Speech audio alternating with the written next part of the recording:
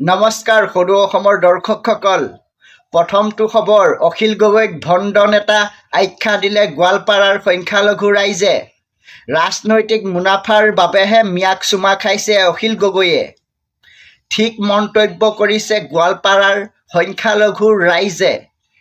100% সত্য কথা। অখিল গগৈয়ে নিৰ্বাচনত জিকিবলৈহে মিয়াবোৰৰ ওচৰ চাপিছে। পিছৰটো খবৰ, 2026 বৰ্ষ 14 ফেব্ৰুৱাৰী তাৰিখে অসমলৈ আহিব প্ৰধানমন্ত্ৰী নৰেন্দ্ৰ মোদী ডাঙৰীয়া। 14 ফেব্ৰুৱাৰীত মৰাণত প্ৰধানমন্ত্ৰী নৰেন্দ্ৰ মোদীয়ে মুকলি কৰিব ইমাৰ্জেঞ্চি লেণ্ডিং ফেচিলিটি। মৰাণৰ ঘাইপথত নামিব প্ৰধানমন্ত্ৰীৰ বিমান। প্ৰধানমন্ত্ৰীৰ উপস্থিতিত ELFত অনুষ্ঠিত হ'ব এয়াৰ শ্ব'। পিছৰটো খবৰ, গৌৰৱ গগৈৰ বিৰুদ্ধে পুনৰ মুখ্যমন্ত্ৰী হিমন্ত বিশ্ব শৰ্মাৰ বিস্ফোৰণ। 2025 চনৰ আগষ্টৰ মাহৰ পৰাই গৌৰৱ গগৈক মই পাকিস্তানী বুলি কৈ আহিছোঁ। আজিলৈকে এটাও মোৰ ওপৰত কেছ দিবলৈ সাহ কৰা নাই গৌৰৱ গগৈয়ে। গম পাইছে, কেছ দিলে নিজেই ফচিব। সঁচা কথা কৈছে মুখ্যমন্ত্ৰী হিমন্ত বিশ্ব শৰ্মা ডাঙৰীয়াই। আৰু অহা 2026 চনৰ 8 ফেব্ৰুৱাৰী তাৰিখে ৰাজহুৱা কৰিব কংগ্ৰেছৰ নেতা গৌৰৱ গগৈ পাকিস্তানৰ সৈতে সম্পৰ্কৰ কথা। পিছৰটো খবৰ, অসমৰ মুখ্যমন্ত্ৰী ডক্টৰ হিমন্ত বিশ্ব শৰ্মাই ঘোষণা কৰিছে 2026 বৰ্ষ এইবাৰৰ পৰা ব্যক্তিগত শিক্ষানুষ্ঠানত অনুষ্ঠিত নহয় মেট্ৰিক পৰীক্ষা আৰু হায়াৰ ছেকেণ্ডেৰী পৰীক্ষা। চৰকাৰী শিক্ষা অনুষ্ঠানত চৰকাৰী শিক্ষকৰ নিৰীক্ষণত পৰীক্ষা অনুষ্ঠিত হ'ব। বিধানসভা নিৰ্বাচনৰ সমসাময়িকভাৱে অসমত অনুষ্ঠিত হ'ব মেট্ৰিক পৰীক্ষা আৰু উচ্চতৰ মাধ্যমিক চূড়ান্ত পৰীক্ষা। ADRE দৰে এই দুটা পৰীক্ষাও সুকলমে পৰিচালনা কৰিবলৈ শিক্ষক-শিক্ষয়িত্ৰীসকলক আহ্বান জনালে মুখ্যমন্ত্ৰী হিমন্ত বিশ্ব শৰ্মাই। ইয়াৰ বাবে জাৰি কৰা হ'ব কেতবোৰ নীতি নিৰ্দেশনা। ইফালে ফেব্ৰুৱাৰী মাহত 5,000 শিক্ষক-শিক্ষয়িত্ৰীয়ে নতুনকৈ নিযুক্তি লাভ কৰিব বুলি কয় মুখ্যমন্ত্ৰীয়ে।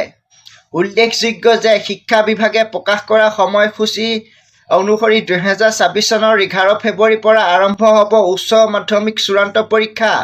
অন্ত পৰিব 2026 চনৰ 16 মাৰ্চ তাৰিখে আৰু 2026 চনৰ 10 ফেব্ৰুৱাৰীৰ পৰা আৰম্ভ হ'ব মেট্ৰিক পৰীক্ষা। অন্ত পৰিব 2026 চনৰ 27 ফেব্ৰুৱাৰীত। মেট্ৰিক পৰীক্ষা পুৱা ভাগৰ পৰীক্ষাসমূহ 9 বজাৰ পৰা আৰম্ভ হৈ দুপৰীয়া 12 বজাত শেষ হ'ব আৰু আবেলি পৰীক্ষাসমূহ দুপৰীয়া 1:30 পৰা আৰম্ভ হৈ আবেলি 4:30 শেষ হ'ব। পিছৰটো খবৰ, পুনৰ উত্তপ্ত হৈ উঠিব পাৰে ভাৰত-বাংলাদেশ সীমান্ত। নিৰ্ভৰযোগ্য এটি সূত্ৰই সদৰি কৰা মতে বাংলাদেশৰ সৈতে পাকিস্তানৰ সম্পৰ্ক অধিক উন্নত হোৱাৰ লগতে বাংলাদেশ পাকিস্তানৰ মাজত বিমান সেৱা চলাচল স্বাভাৱিক হৈ পৰাত পাকিস্তানৰ পৰা দুৰ্ধৰ্ষ মৌলবাদী সংগঠন লস্কৰ-ই-তৈবাৰ এক বৃহৎ দল বাংলাদেশৰ ঢাকা বিমানবন্দৰত উপস্থিত হৈছেহি। সূত্ৰ মতে 30 জানুৱাৰীত পাকিস্তানৰ কৰাচীৰ পৰা BG-342 বিমানখন পুৱা 4:20 ঢাকা আহি অৱতৰণ কৰিছিল। সেই বিমানখনতে দুৰ্ধৰ্ষ মৌলবাদী সংগঠন লস্কৰ-ই-তৈবাৰ এটি দল ঢাকালৈ আহি গোপন স্থানত আত্মগোপন কৰা বুলি সূত্ৰটোৱে সদৰি কৰিছে। মন কৰিবলগীয়া যে অসম, পশ্চিম বংগ, মেঘালয় এক বৃহৎ অংশ বাংলাদেশৰ সীমা চুই গৈছে। ভাৰত-বাংলাদেশ সীমান্তৰ অতি স্পৰ্শতা অসমৰ ধুবুৰী জিলা, পশ্চিম বংগৰ কোচবিহাৰ জিলা আৰু মেঘালয়ৰ পশ্চিম গাৰো পাহাৰ জিলাকে ধৰি মেঘালয়ৰ বাংলাদেশ সংলগ্ন সীমামূৰীয়া অঞ্চলসমূহত অশান্ত কৰাৰ লক্ষ্যৰে বাংলাদেশৰ কোনো স্থানত আত্মগোপন কৰি থকা বুলি নিশ্চিত কৰে সূত্ৰটোৱে। আনহাতে ভাৰতদেশৰ কেইবাখন ৰাজ্যত হ'বলগীয়া বিধানসভা নিৰ্বাচনৰ প্ৰতি লক্ষ্য ৰাখিয়েই ভাৰতদেশত ৰাষ্ট্ৰবিৰোধী চক্ৰই কুটাঘাতমূলক কাৰ্য সংঘটিত কৰিব পাৰে বুলি আশংকা আছে। সূত্ৰটোৱে সদৰি কৰা মতে উক্ত দিনা কৰাচীৰ পৰা বাংলাদেশমুখী বিমানখনত পাকিস্তানৰ উত্তৰ ৱাজিস্তানৰ মইছ উল্লাহ খান, ইব্ৰাহিম খান, শ্বাহ মুকাম্মিল, ৰছুল মুহাম্মদকে ধৰি লস্কৰ-ই-তৈবাৰ কেইবাগৰাকী দুৰ্ধৰ্ষ সদস্য বাংলাদেশত আত্মগোপন কৰি থকা বুলি সূত্ৰটোৱে প্ৰকাশ কৰিছে। পিছতো খবৰ 2026 বৰ্ষ 6 ফেব্ৰুৱাৰীৰ পৰা আৰম্ভ হৈছে শ্ৰীমন্ত শংকৰদেৱ সংঘৰ 95 সংখ্যক বাৰ্ষিক অধিৱেশন।